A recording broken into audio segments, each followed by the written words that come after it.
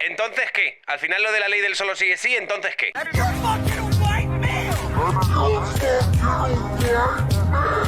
Hola a todos, soy un tío blanco hetero y hoy arrancamos el noticiero con la ley del solo sí es sí, que vuelve a la palestra informativa por su inminente reforma a manos del PP y el PSOE. Efectivamente, ambos partidos han llegado a un primer acuerdo para rectificar la ley por aquello de que las cifras de beneficiados y excarcelados son ya muy redondas. Más de 1000 llevamos, una de cada 3 prácticamente. Además que dentro de un mes son las autonómicas y municipales y toca demostrar al ciudadano medio que los políticos pues siguen siendo útiles. Que si no hubieses tocado en un principio pues no estarías en estas ahora, también te digo, ¿eh? Y por el momento los de Antonio han aceptado añadir una enmienda de los de Feijóo para que sea delito la distribución de contenido que incite a cometer agresiones sexuales, no sé de qué estarán hablando, y también han acordado incluir la responsabilidad de la persona jurídica en los casos de trato degradante, acoso laboral o acoso inmobiliario. Pero todos estos asuntos técnicos son menudeces al lado de la que se ha montado con Podemos, quienes para variar no han sabido encajar la situación con deportividad. Dentro Irene Montero. Cuando al Partido Popular le das la mano, el Partido Popular te coge el brazo, y lo que acaba de ocurrir es que el Partido Popular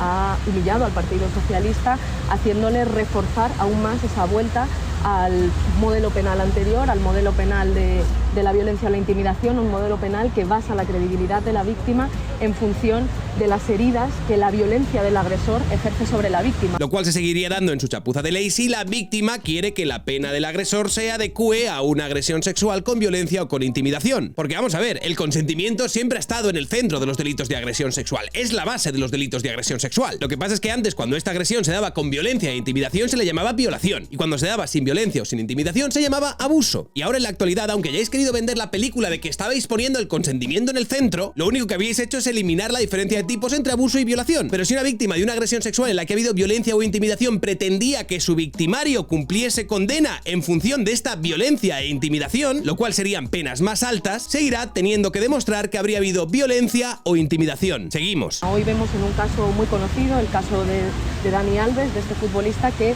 su defensa lo que alega precisamente es que el acto sexual fue consentido porque no hay marcas de violencia en la víctima. Claro, evidentemente, eso es lo que dice la defensa de Dani Alves. ¿Qué quieres que diga la millonaria defensa de Dani Alves? Sí, la verdad es que lo hizo, metedle en la cárcel y tirad la llave, por favor. Otra cosa es lo que digan los especialistas que estarían valorando estos hechos. Y creo que pese a la impunidad de los hombres poderosos y del patriarcado, este proceso no está muy a favor del futbolista, la verdad. Yo creo que es muy importante que el Código Penal siga manteniendo el consentimiento en el centro. El Código Penal siempre ha tenido el consentimiento en el centro. Para eso estamos trabajando y no nos hemos levantado de la mesa. Evidentemente, cuando el Partido Socialista le da la mano al Partido Popular, pues el Partido Popular le coge el brazo entero, y creo que es inexplicable para el Partido Socialista que las alianzas feministas, progresistas, plurinacionales que han servido para defender el derecho a la vivienda no sirvan para proteger los derechos de las mujeres. Creo que es inexplicable, y me gustaría que de aquí al jueves el Partido Socialista mande al conjunto de la sociedad un mensaje contundente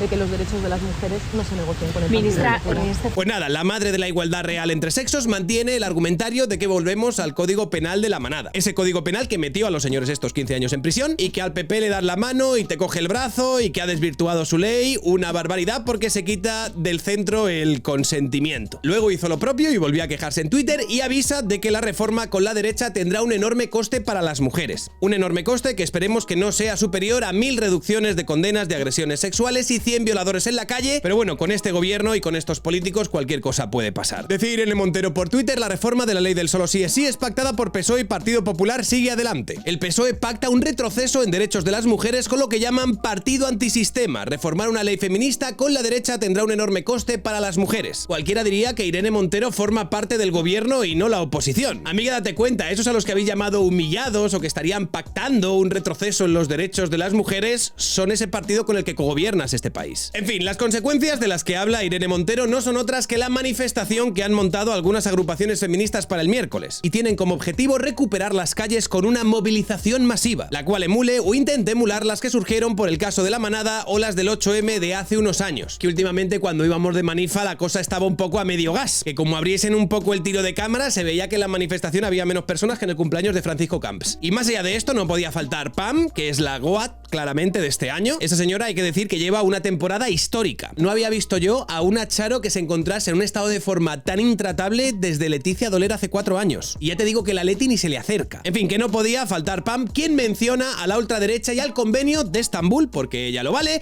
por aquello de no tener argumentos sólidos para defender su postura. PSOE se une a la derecha y la ultraderecha en comisión para el primer retroceso en los derechos de las mujeres que se da en toda Europa por un país que había ratificado el convenio de Estambul.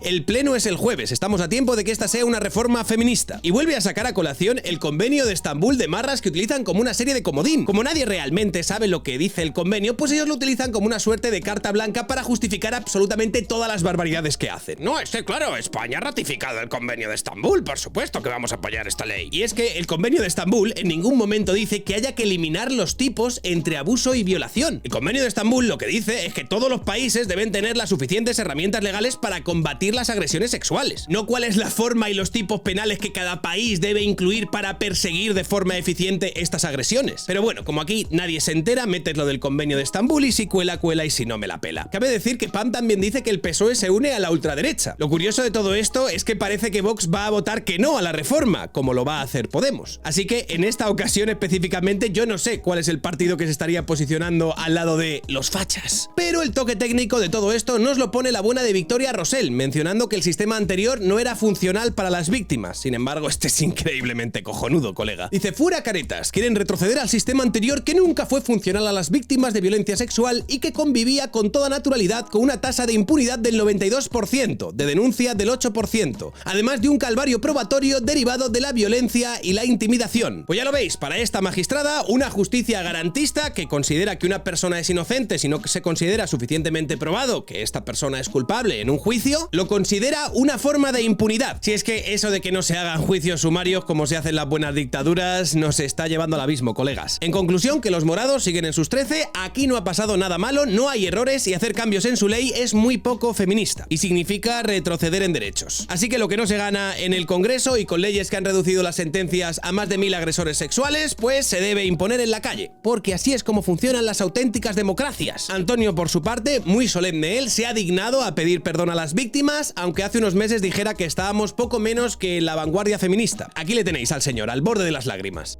Si hay que pedir perdón a las víctimas, yo pido perdón a las víctimas por estos efectos indeseados.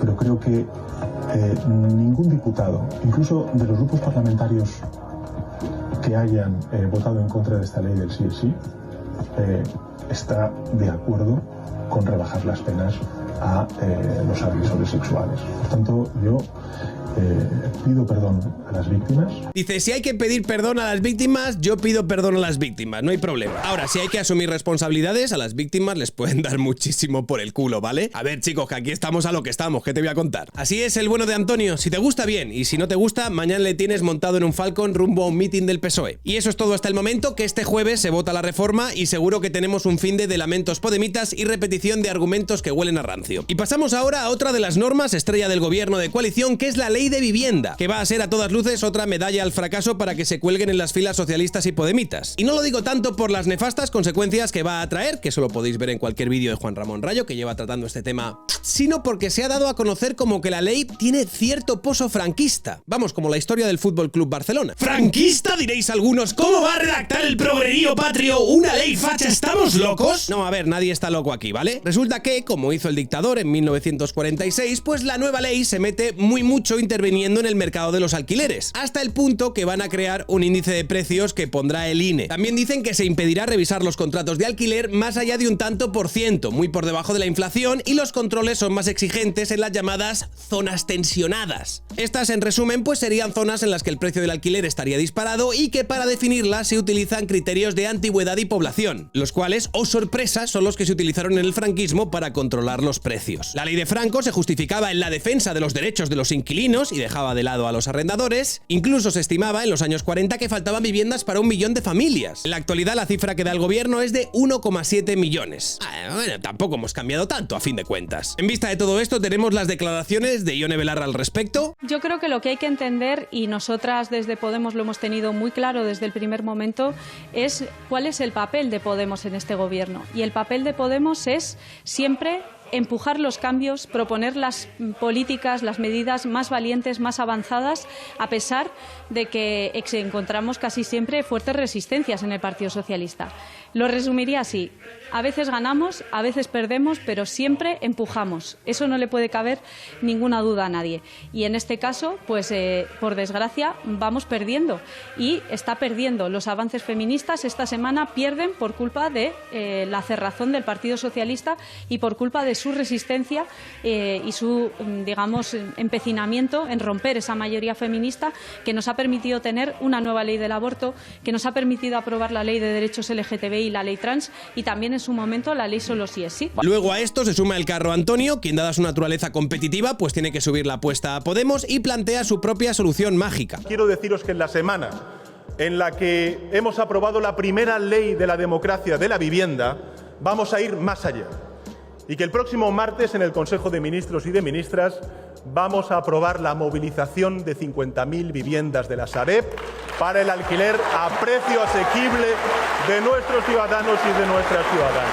Increíble, Antonio, increíble, increíble. Cómo se nota que estamos en año de elecciones, colega. Así es, amigos, como el amante de los aviones, haciendo un revival franquista, se congratula de cargarse el mercado del alquiler que empezó a liberalizar el propio Felipe González. Pero los fachas somos todos los demás, claro que sí. Son todos fachos, son todos fachos, son todos fachos, menos yo. Y ahora vamos a hablar de lo que pasa cuando llega el verano y no hay noticias. ¿Qué es lo que sucede? Que cualquier subnormalidad vale para llenar una tertulia. Nuestra opinión y la tulia. Que por si no os acordáis, el verano pasado se generó tremenda psicosis colectiva por una supuesta oleada de pinchazos a mujeres en las discotecas. La nueva sumisión química con gente que va con jeringuillas pinchando a las chicas para abusar de ellas. Se hablaba de robos, de sumisiones, de agresiones machistas o simplemente de personas que buscaban sembrar el caos. Here's my card.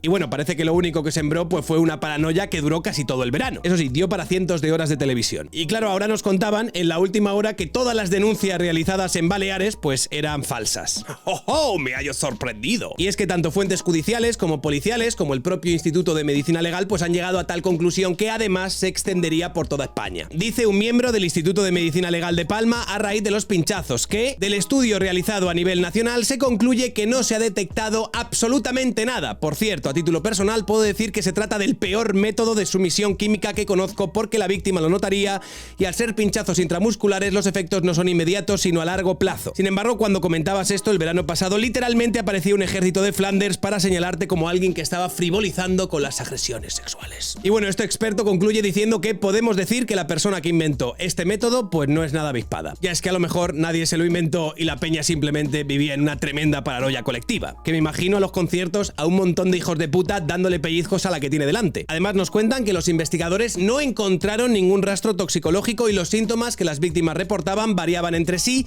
y tampoco había un patrón en el lugar del cuerpo en el que los agresores pinchaban. Es decir, que todo el mundo denunciaba de oídas. A ver esos hilos de señoras y señores attention whores que hacían explicando cómo ese fin de semana les habían pinchado y contaban su terrible experiencia. Que estaba todo el mundo ahí, ay pobrecito, lo siento mucho, es terrible que estas cosas pasen, ¿hasta dónde vamos a llegar? Estaríamos pues ante una paranoia a raíz de unos sucesos que, al menos en principio, pues nunca sucedieron. Y lo mejor es que denuncias similares se hicieron en países como Francia o Reino Unido, en los que se descartó también que se inocularan estos químicos. En fin, un caso paradigmático de cómo una noticia random de verano pues pasa a convertirse en la polémica del momento. Y señoras y señores, vamos a cerrar mencionando la llamada diarrea legislativa del gobierno, la cual apenas genera problemas y que, como todo lo que hace Antonio, supera siempre algún tipo de récord. Pues bien, resulta que solo en el último año, en Españita se habrían publicado 250.000 páginas de normativas, la cifra más alta desde 2011. Esto es, de hecho, lo que dice un informe publicado por la COE que se llama Producción Normativa en 2022 y en el que se menciona que las empresas pues tuvieron que leer hasta 698 páginas al día para asimilar las nuevas leyes. Bueno, al menos están haciendo algo positivo, promoviendo la lectura entre los empresarios. El caso es que parece que esto sería todo un problema que nos consume recursos y energía que se podrían dedicar a cosas más productivas. Y se pone peor cuando nos enteramos que la cifra de las 250.000 páginas se queda corta si sumamos la producción autonómica económica, que asciende a 1.329.865. Para que os hagáis una idea de la cantidad, toda la saga de Harry Potter en su edición original en el Reino Unido llega a las 3.407 páginas, y con una letra tamaño medio. Y luego nos dicen que no hay problemas con la seguridad jurídica y que las empresas que se van, que lo que pasa es que son muy egoístas. A ver, ¿cómo no va a haber inseguridad jurídica si es que no te da tiempo a estar al día, no te enteras de las novedades? A este paso vais a tener que mandarles un newsletter diario con un resumen. Y es que de tanto aprobar leyes, sobre todo por reales decreto, hay una novedad literalmente cada 2 días naturales. Ya sea una norma nueva o una modificación, y además la tendencia es que la cosa empeore. Así que ni crisis económica, ni inflación, ni guerra de Ucrania, ni pollas. O sea, son nuestros políticos trabajando mucho cuando deberían estarse en más quietecitos. Porque ya lo decía mi abuela, no hay nada como un tonto con iniciativa. Soy un tío blancuetero, dale like si te ha gustado el vídeo, compartid y suscribiros al canal. Recordaros que abajo tenéis el enlace para poner todas vuestras noticias, sugerencias, tweets, episodios, Instagrams, TikToks a los que queréis que reaccione, ahí abajo está. Quiero dar las gracias a la gente que me apoya, quiero dar las gracias a la gente que me sigue, a los que estáis suscritos al canal, a los que no os tiraría en mitad del Atlántico con un ancla atada al tobillo. Quiero dar las gracias a toda la gente que está en Twitch todos los días y que me apoya por ahí, a los que me apoyáis por PayPal, a los que me apoyáis por Patreon, a mis privilegiados, opresores, machirulos, señoros y otros tíos blancos hetero. No podría hacer esto sin vosotros. Es para mí un placer estar aquí todos los días hablándoos a todos vosotros de actualidad con un poquito de humor, representando a la calvocracia asertiva. Nada más, eso es todo. Un honor, un saludo y hasta otra.